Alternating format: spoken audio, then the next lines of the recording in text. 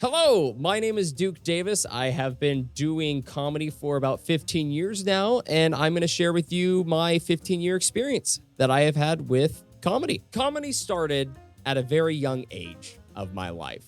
When I was growing up and watching TV, the things I would look forward to the most and what I was shown as well was Whose Line Is It Anyway?, The Three Stooges, and Abbott and Costello.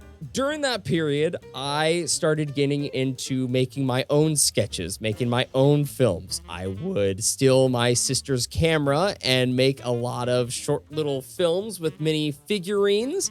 They weren't good. They were not good. They were very, very bad, let me tell you.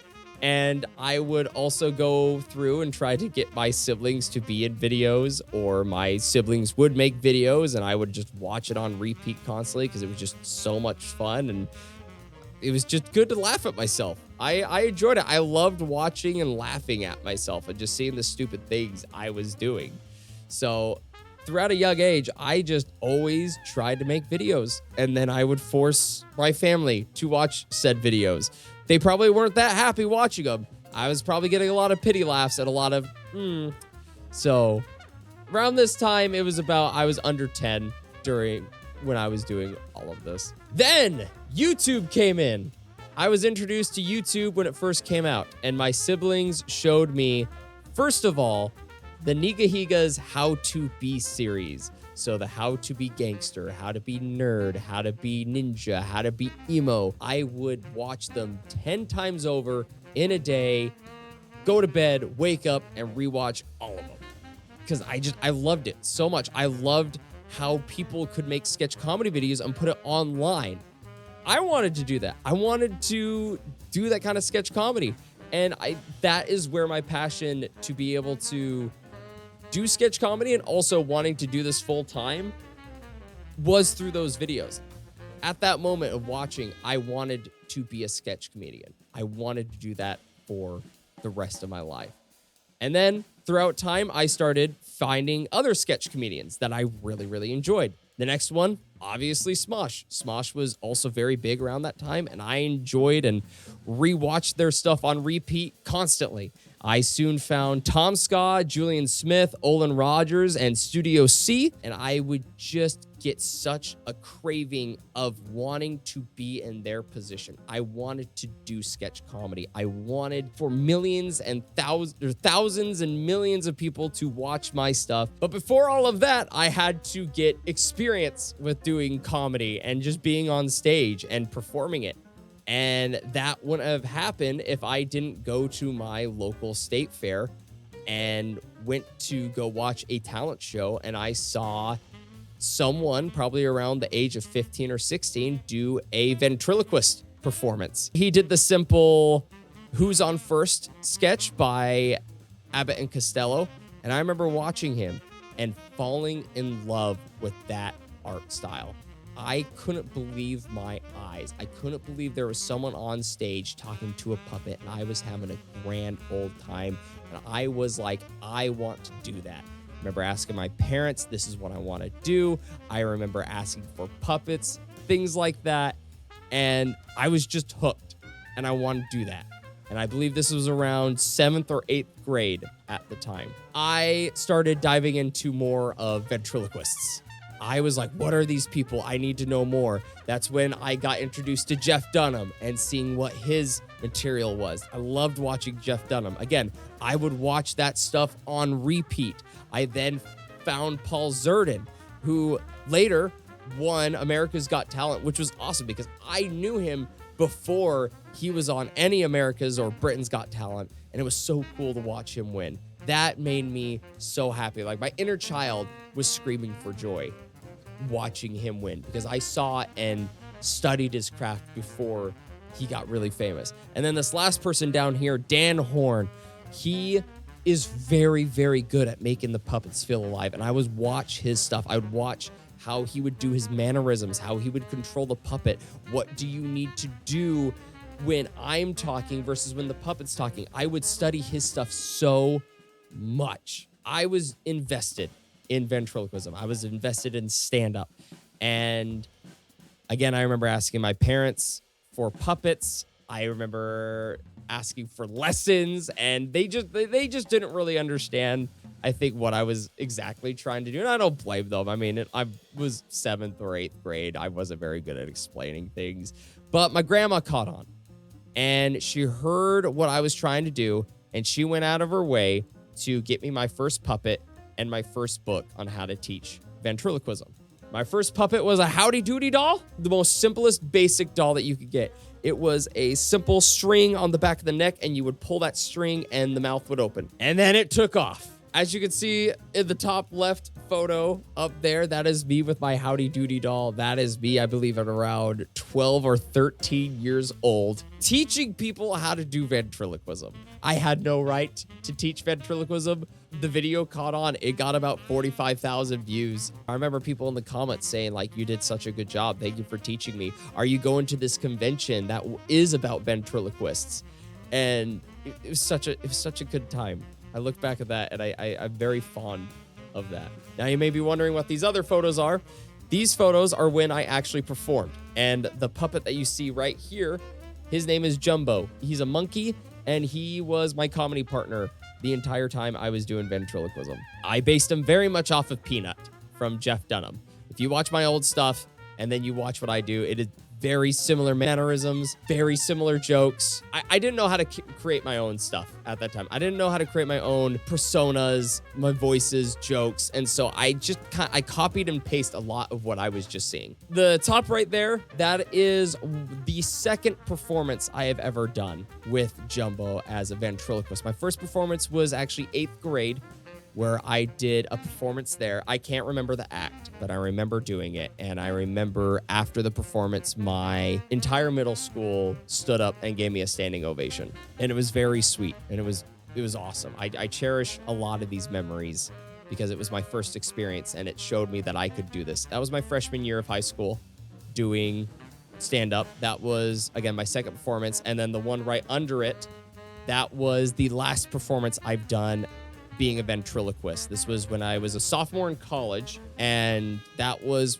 the best performance I think I ever done because I understood how to do improv around that time. There'd be a funny laugh, and I would catch on, and I would, poke fun at them, and did very, very well with it. I'm super, super proud of those moments. I haven't picked up doing ventriloquism since sophomore year in college, and I miss it. I've been thinking about it a lot recently, and it's a potential I might go back. My high school absolutely loved the ventriloquist stuff. So I got 2 funny stories. One is my junior year, I actually got cut from the talent show. The day of the talent show, the school was mad. The students, the faculty, they were all so upset that I got cut. It was because that talent show was ran by students, and those students chose to put on their friends rather than, people who actually had the talent to do the talent show and to do other things. And because of that, the faculty of the school came up to me and they were like, hey, the seniors are going to be doing this seminar for their graduation around this time, and we don't have anything going on for the rest of school. Do you want to put on a performance for the entire school while the seniors are doing this? And I went, sure, I would love to. And so the school gave me a 15-minute time frame where I was able to put on a show for them. And the seniors found out, and they were so mad that they missed it. They were so upset that they missed that performance. Another really cool thing that happened with ventriloquism, and this one, it really does mean a lot to me. So in my high school, there were 2 groups that really did not like each other. And this was the groups that they were called. There was the rednecks, and then there was the Mexicans. And they would butt heads a lot. They couldn't really see eye to eye for a lot of things. And the main thing that came down to it was, which was better, football or soccer? And they would just get into fights of that. But the one thing they both could agree on was my ventriloquism acts. They loved them. And it was one of those things where they hated each other, but if someone picked on me with what I was doing with ventriloquism, they would be like, oh, no one messes with him. And they would actually come together and defend me. And so I had the rednecks and the Mexicans behind my back when I would do these performances. And that says a lot, especially at that time in that school. And that is something again, it gives me goosebumps. Like it truly meant a lot because it showed that people really enjoyed what I was doing. The only supporters I had was my friends and my family, and they kept rooting for me. And that truly meant a lot. I think I got to give it up to my school and my classmates because they wanted to keep seeing more of this. And I kept going.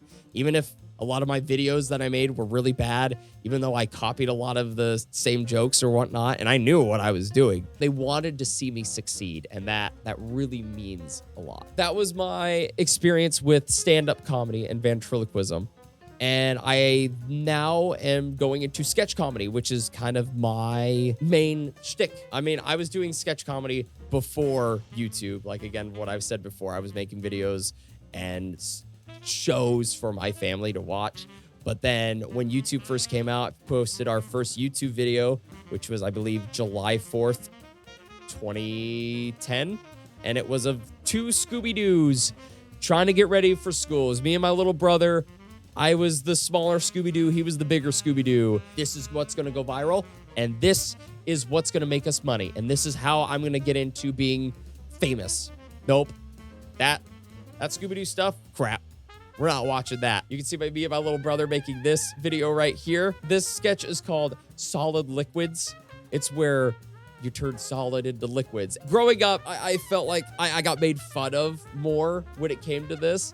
But now when me and my family get together, it's almost a tradition to watch through the videos that we make. And we all just laugh together at it. And it makes me very happy. But my first official, professional experience with sketch comedy is when I got into college. I went to Brigham Young University, Idaho, BYUI, and I heard there was a sketch comedy group. I went to an audition. It was my first audition I think I've ever done. I haven't done anything like that, and I got accepted. And one of my best friends to this day was one of the people who brought me on. And so what you guys are seeing here with the green shirt is my first performances doing sketch comedy. This was back in 2016. It taught me how to write. It taught me how to act. It taught me how to produce, direct. I learned all of my sketch comedy lore through this group called Humor Code. Funny story about the sketch comedy is going back to the videos that I would make. I didn't know how to write or make my own material. And so I stole almost every joke or every idea that I had. And I came into this comedy show or the sketch comedy group, and I wrote a sketch that I copied all the jokes from. And we read through it and people were like, this was great. But then there was one person that called me out, and this one person changed my mindset and changed how I went about everything. He called me out saying, these jokes are stolen. Whoever wrote the sketch, I'm upset with them and they shouldn't be here. And then I went back, I deleted that sketch. I wrote a new one. It took me a while to write my first sketch. To actually write a sketch, I had the beginning and the end. I didn't know how to write the middle part. And so it took about, I think, halfway through before I finally finished that sketch, and it got put in the show. But after I figured out that first one, I actually started learning how to write sketches, and I understood how to write sketches. It took someone to call me out and to tell me straight up, no, and for me to fail to learn. And yeah, the rest is history. I was a part of that group from 2016 to 2020, I believe, helping as much as I could. And through that, I wrote, act, directed, managed, put on shows for this group within those 4 years. I say I dropped out of college, but in reality, I think I went to college to do sketch comedy.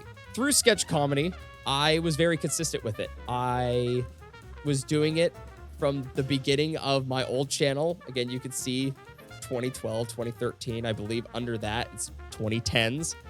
And you can see that I got my big break finally in sketch comedy in 2020. I decided in 2020 that I was going to make content based off of Dungeons & Dragons. I was in the right spot at the right time in the correct niche. Because once COVID happened, everyone turned to Dungeons & Dragons because it was a way for everyone to connect. When that all started to happen, I was one of the top creators on TikTok. for D&D at that time. And so my stuff caught on and I started pushing people to YouTube. And halfway through 2020, I went full time. I became a full-time content creator. And so after 10 years of just grinding and trying to make this work, things finally started to take off. As of right now, as of 2025, we are doing live sketch comedy shows based around Dungeons and Dragons. Why do I keep up with Dungeons and Dragons? It's because it's one of my favorite mediums. I enjoy telling the jokes around Dungeons and Dragons, and I feel like I found a group of people who value and really enjoy my comedy. Now I'm trying to help build up other comedians who want to get into the comedy space and they just don't know where to turn. And so my goal is to hopefully help those people out. And I don't plan on stopping anytime soon. There is my history and my experience with comedy over 15 years.